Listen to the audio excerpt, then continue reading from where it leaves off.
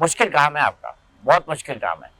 मैं सीधा सवाल आपसे पूछता हूँ, कांग्रेस तो दिल्ली में आईसीयू में है, आप आज दिल्ली की जनता से सार्वजनिक तौर पर माफी मांगेंगे कि अरविंद केजरीवाल का हाथ थामना कांग्रेस की एक बहुत बड़ी गलती थी? कांग्रेस की गलती थी।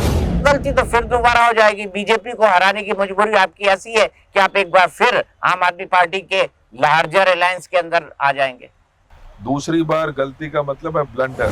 सीधा सवाल, कांग्रेस के ऊपर आरोप ये लगता है कि आपके तमाम नेता से लेकर कार्यकर्ता तक एसी कमरों के अंदर बैठकर राजनीति करते हैं, सड़क की नहीं। तो क्या अरविंद केजरीवाल और मनीष सिसोदिया की जोड़ी भ्रष्ट है? कांग्रेस के बारे में ये धारणा बन गई है कि वो मुसलमानों की तरफ झुकने वाली पार्टी है। बटोगे तो कटोगे, एक रहोगे तो नेक रहोगे। आपको नहीं लगता जिस जाति जनगणना से आपने नारे की काट की थी, अब उससे एक बड़ा नारा भारतीय जनता पार्टी लेकर आई है? आपको क्यों चुना जाए, यानी कांग्रेस को क्यों चुना जाए? नमस्कार दोस्तों, मैं हूं दीपक चौरसिया और बहुत दिन बाद, आप जानते हैं मैं घर के अंदर बंद था, तो बहुत दिन बाद चांद सितारों के नीचे बैठा हुआ हूं और इसका शुक्रिया मैं किसको अदा करूंगा, इसका धन्यवाद मैं किसको दूंगा, आपको बताऊंगा।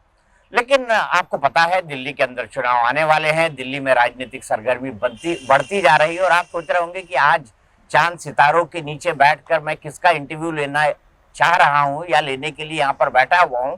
तो उस शख्सियत को जानकर आप भी हैरान होंगे कि मेरी लिस्ट में देवेंद्र यादव डीपीसीसी के अध्यक्ष कैसे।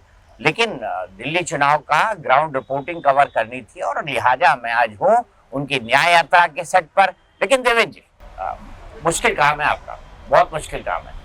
मैं सीधा सवाल आपसे पूछता हूँ, मुश्किल को आसान करेंगे। कांग्रेस तो दिल्ली में आईसीयू में है। वो पास्ट की बात कर रहे हैं आप। आई एक्सेप्ट कि 2015 में और 20 में हम लोग जीरो रहे। दिल्ली में माहौल पॉजिटिव था, लेकिन रिजल्ट जरूर अनुकूल नहीं रहे। एक गलती हुई, आई एक्सेप्ट। हमने आम आदमी पार्टी के साथ उस समय अलायंस किया, उनकी एंटी इनकम्बेंसी का हमारे वोट बैंक पर असर पड़ा। बस यही कहूंगा कि it's no more in ICU से हम बाहर तो ले आए हैं, अब आप ही की तरह चांद तारे के नीचे जल्दी आ जाएंगे। लेकिन बड़ी चुनौती है। आपने एक बात कही कि आपके साथ अलायंस करके आपने गलती की। मैं आपसे सीधा सवाल पूछ रहा हूँ, आप आज दिल्ली की जनता से सार्वजनिक तौर पर माफी मांगेंगे कि अरविंद केजरीवाल का हाथ थामना कांग्रेस की एक बहुत बड़ी गलती थी? दिल्ली कांग्रेस की गलती थी और वो मैं अभी आपके सामने तो दिल्ली कांग्रेस की थी तो इंडियन नेशनल कांग्रेस की भी थी। देखिए, हमेशा एक ही पैरामीटर पे सारी चीजों को नहीं तोला जा सकता। मैं फिर ये भी मानता हूँ कि उस समय की शायद मजबूरी थी, उस समय की एक जरूरत थी, तो मजबूरी तो आगे भी हो सकती है कि भारतीय जनता पार्टी को रोकना था और रोकने के लिए ये जरूरी था कि इंडिया में एक अलायंस बने और इंडिया अलायंस बना। सीधा सवाल, कांग्रेस के ऊपर आरोप ये लगता है कि आपके तमाम नेता से लेकर कार्यकर्ता तक एसी कमरों के अंदर बैठकर राजनीति करते हैं, सड़क की नहीं। दिन भी लोगों के बीच में, रात भी लोगों के बीच में। मैं चैलेंज करता हूं कि आम आदमी पार्टी के नेता आए, भारतीय जनता पार्टी के नेता हिम्मत करें, आए लोगों के पास, उनको जवाब मिलेगा। उनको लोगों ने पूरी तरीके से नकार दिया है। कांग्रेस की पहली गलती, आपने उनकी शुरू में सरकार बनाई, मैं 2013 की बात कर रहा हूं, और उसमें आप उस टाइम आप विधायक भी थे, यंग विधायक थे। दूसरी गलती आपकी, आपने उनके साथ इस बार लोकसभा में अलायंस किया, तो गलती तो फिर दोबारा हो जाएगी। बीजेपी को हराने की मजबूरी आपकी ऐसी है कि आप एक बार फिर आम आदमी पार्टी के लार्जर अलायंस के अंदर आ जाएंगे। देखिए, जहां देश और दिल्ली में जरूर हमने कहा, हमने माना, हमसे हुई गलती, दूसरी बार गलती का मतलब है ब्लंडर। और मैं समझता हूं कि दिल्ली कांग्रेस कम से कम ब्लंडर नहीं करने जा रही। केजरीवाल के साथ संबंध बनाना लोकसभा में, किसी प्रकार का कोई अलायंस नहीं। लोकसभा में केजरीवाल के साथ अलायंस करना, क्या इसके लिए आप दिल्ली की जनता से माफी मांगेंगे? हमने कहा, हमने गलती हमसे हुई, मैंने तो आपसे पूछने से पहले अपने इंट्रोडक्टरी जो मेरे शब्द शुरू के थे उसी में हमने कहा हम गलती मानते हैं कि एक बार ये गलती हमसे हुई है और ये दूसरी बार होगी तो ये ब्लंडर साबित होगी। ठीक है, आप कह रहे हैं ब्लंडर नहीं, लेकिन लोकसभा चुनाव के बाद एक माहौल बन गया है और ये माहौल बड़ा स्ट्रेट है और भारतीय जनता पार्टी इसको और हवा देगी क्योंकि आपकी कंपटीशन वाली पॉलिटिकल पार्टी है। तो राहुल केजरीवाल भाई भाई, दिल्ली में कांग्रेस कहां से आई, ये नारा भी लगेगा। देखिए, मैं ये मानता हूं कि ये पहला इंसिडेंट नहीं है। जैसे कि हम पंजाब में भी बात हुई तो पंजाब में भी ऐसा नहीं कि राहुल गांधी जी ने प्रचार नहीं किया, वहां पर भी जाकर आम आदमी पार्टी के खिलाफ प्रचार किया, क्योंकि जहां अलायंस में है वहां अलायंस की बात की जाएगी, लेकिन जहां अलायंस में नहीं है वहां सारी बातें होंगी। और मुझे अभी कुछ दिन बीतने दीजिए, ये क्योंकि अभी चुनाव है, कुछ व्यस्तताएं हैं। माननीय राहुल गांधी जी भी दिल्ली न्याय यात्रा में भी हमने आमंत्रित किया और मुझे पूरा विश्वास है वो न्याय यात्रा को ज्वाइन करेंगे। अब मैं आपसे एक बहुत सीधा सवाल पूछना चाहता हूँ, बहुत सीधा, 2-2, क्या अरविंद केजरीवाल और मनीष सिसोदिया की जोड़ी भ्रष्ट है? देखिए, मैं इस बात के लिए एक बात मानता हूं, हो सकता है कि उनके खिलाफ जो कार्रवाई हुई, ईडी द्वारा कार्रवाई की गई, वो हो सकता है कि विंडिक्टिव हो, लेकिन वो क्या कारण है कि कोर्ट ने उनको बार बार उनकी जो बेल है उसको रिजेक्ट करने का काम किया। तो कहीं ना कहीं कुछ ना कुछ तो है, लेकिन ये तय करने वाला देवेंद्र यादव नहीं है, कोर्ट तय करेगी। दूध का दूध करे, पानी का पानी करे। मैं तो हमेशा से इस हक का व्यक्ति रहा हूं और ये हम कहते रहे अपने सार्वजनिक बयानों में कि कोर्ट को इसका संज्ञान लेके जल्दी से जल्दी फास्ट ट्रैक कोर्ट बनाए, कुछ भी करे, लेकिन इसका जो भी फैसला देना है वो जल्दी से जल्दी दिया जाएगा तो दिल्ली की जनता भी खुश होगी। और किसी अगर बेगुनाह को जेल में रहना है तो बेगुनाह जेल में नहीं रहना चाहिए। नहीं, आप दोनों बात कह रहे हैं। निश्चित राजनीति परसेप्शन का खेल है, क्या विचार देते हैं, क्या थॉट देते हैं जनता के, वही मैं पूछ रहा हूँ, इसीलिए परसेप्शन के लिए ही पूछ रहा हूँ, क्या अरविंद केजरीवाल और मनीष सिसोदिया भ्रष्ट हैं? दिल्ली की जनता ने ये मान लिया है, देवेंद्र यादव कहे ना कहे, दीपक चौरसिया जी कहे या ना कहे, लेकिन दिल्ली की जनता के सामने सच्चाई आ चुकी है। दिल्ली की जनता ने ये मान लिया है कि ये दोनों लोग भ्रष्ट हैं। ठीक है, अगर हम आगे की बात करें, आपकी रणनीति की, आप न्याय यात्रा निकाल रहे हैं, बाकी हम राजनीतिक परिस्थितियां हाल की देख रहे हैं, आपको नहीं लगता कि आपसे कहीं बेटर स्थिति में भारतीय जनता पार्टी है? और जब तीनों में विकल्प चुनना होगा तो आम आदमी पार्टी के बाद नंबर 2 पर बीजेपी आएगी। उसके मिथ को या उसकी रियलिटी को, या मिथ और रियलिटी परसेप्शन दोनों को मिला जुला कर होता है, उसको कैसे तोड़ेंगे? देखिए, मैं एक बात मानता हूं कि भारतीय जनता पार्टी का एक फिक्स वोट बैंक रहा है, वो कितना भी डाउन गई है तब भी उसके 32-33% वोट उनके हमेशा से आते रहे हैं। फर्क कहाँ आया? 2013 में चुनाव हुआ, हम 47 विधायक हुआ करते थे और जब रिजल्ट आया तो हम मात्र 8 पर सिमट कर रह गए। किसी ने सपने में नहीं सोचा था कि शीला दीक्षित जी हार जाएंगी। किसी ने सपने में नहीं सोचा था कि कांग्रेस 47 से सीधा 8 पे आके रुकेगी।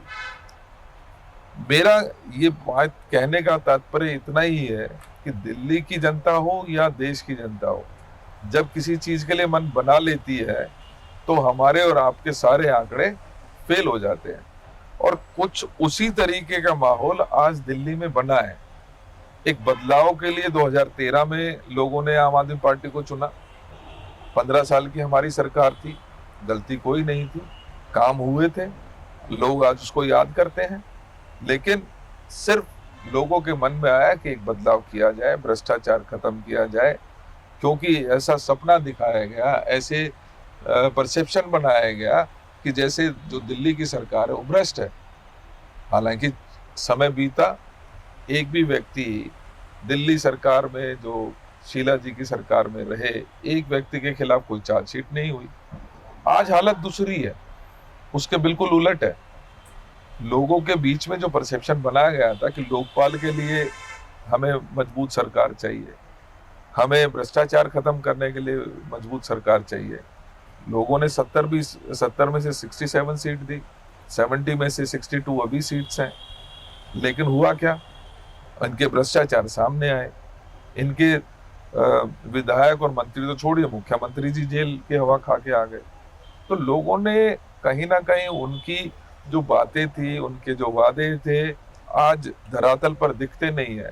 तो निश्चित ही लोग आज वो उसी प्रकार का बदलाव आने वाले समय में देख रहे हैं। आपने कहा दूसरी बार गलती ब्लंडर होगी, पर दूसरी बार गलती तो आप कर चुके हैं, क्योंकि जिन शीला दीक्षित जी के खिलाफ हाई पिच प्रचार करके जो कुछ बोल के कि शीला जी जेल में, शीला जी के खिलाफ कागज, शीला जी के खिलाफ ये, शीला जी के खिलाफ वो, आपको सब पता है, मैं उसको दोहराना नहीं चाहता। आपने 2013 में उसी अरविंद केजरीवाल के साथ मिलकर सरकार बना दी।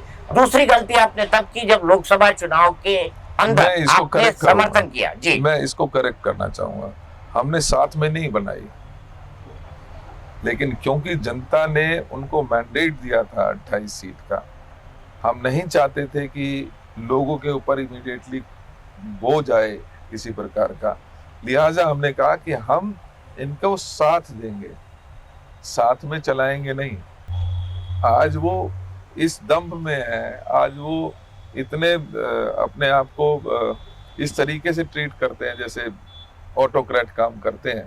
केजरीवाल जी 1 महीना, 2 महीना, 3 महीना जेल चले जाएं तो दिल्ली ठप हो जाएगी, और वो व्यक्ति जिसके पास कोई पोर्टफोलियो नहीं, इसका मतलब और जो सरकार के नुमाइंदे हैं वो जीरो हैं, वो सरकार चलाने में सक्षम नहीं है। तो ठीक है, फिर अकेले मुख्यमंत्री बन जाइए, प्रेसिडेंशियल रूल जैसे होता है वही लगा दीजिए, और उनको भी सपोर्ट के लिए लोग चाहिए होते हैं। लेकिन यहाँ तो और उल्टा हो रहा है। ठीक है, मैं ये मानता हूं कि दिल्ली की जनता आज के दिन में इनकी सारी पोल खुल चुकी है, और किसी भी रूप में दिल्ली की जनता इनको माफ करने वाली नहीं है। लेकिन मैं आपसे फिर बोल रहा हूँ, जो राजनीतिक परिस्थितियां 2013 में थी, जो राजनीतिक परिस्थितियां 2024 के अंदर थी, वो तो फिर बन जाएगी, क्योंकि सेक्युलरिज्म के नाम पर आप दोनों एक हो जाते हैं। मैं फिर आपको एक बात इसी में फिर, क्योंकि आप वही सवाल बार बार कह रहे हैं, तो मैं ये बता देना चाहता हूँ कि ये वो व्यक्ति थे जिन्होंने बच्चों की कसम खाकर ये कहा था। ऐसे व्यक्ति बैक ट्रैक कर गए। ऐसे व्यक्ति जो कहते थे कि हम घोड़ा गाड़ी नहीं लेंगे, लाखों लाखों रुपए की गाड़ियां उन्होंने खरीदी, जो कहते थे कि 4 कमरे के मकान में मुझे तो मुख्यमंत्री रहते हुए काम चला लूंगा, उन्होंने शीश महल 145 करोड़ रुपए का बना लिया। लालच इतना बड़ा, और जो व्यक्ति कहता था मुझे सिक्योरिटी की जरूरत नहीं है, उसके आगे पीछे एक लंबा काफिला सिक्योरिटी का चलता हो, ऐसे व्यक्ति के साथ मैं मानता हूं कि दिल्ली में किसी प्रकार का कोई समझौता होने की हमारी गुंजाइश नहीं है। ठीक है, अब मैं आगे चलता हूँ। कांग्रेस को लेके जो धारणा है या जो परसेप्शन है, 2014 का चुनाव जब हारे, हालांकि 2024 में आपका प्रदर्शन दोनों चुनाव से बहुत बेहतर रहा, लेकिन 2014 में एक आरोप आप पर, आरोप नहीं, एक एंटनी कमेटी की रिपोर्ट ने कहा कि कांग्रेस के बारे में ये धारणा बन गई है कि वो मुसलमानों की तरफ झुकने वाली पार्टी है। क्या दिल्ली में इसको दूर करने के लिए देवेंद्र कुछ करेंगे? देखिए, मैं ये मानता हूं कि हम हमेशा से ही जो कांग्रेस की विचारधारा रही है वो सबको साथ लेकर चल रही है। हम किसी हिंदू के साथ, किसी मुस्लिम के साथ, किसी सिख के साथ, किसी ईसाई के साथ, जैन के साथ किसी प्रकार का कोई अन्याय बर्दाश्त नहीं कर सकते। हमारा फर्ज बनता है कि क्योंकि देश इन सब को मिलके बनता है तो हम उनको साथ लेके चलें। आप ओबीसी हैं, आप ओबीसी समुदाय से आते हैं, आप यादव कम्युनिटी से हैं। एक बड़ा नैरेटिव बना ओबीसी राजनीति को लेकर 2024 के चुनाव में, और उसके बाद एक नारा इन चुनाव में आया है, बटोगे तो कटोगे, एक रहोगे तो नेक रहोगे। आपको नहीं लगता जिस जाति जनगणना से आपने नारे की काट की थी, अब उससे एक बड़ा नारा भारतीय जनता पार्टी लेकर आई है। देखिए, मैं भी जानता हूं वो एक किसको करना चाहते हैं।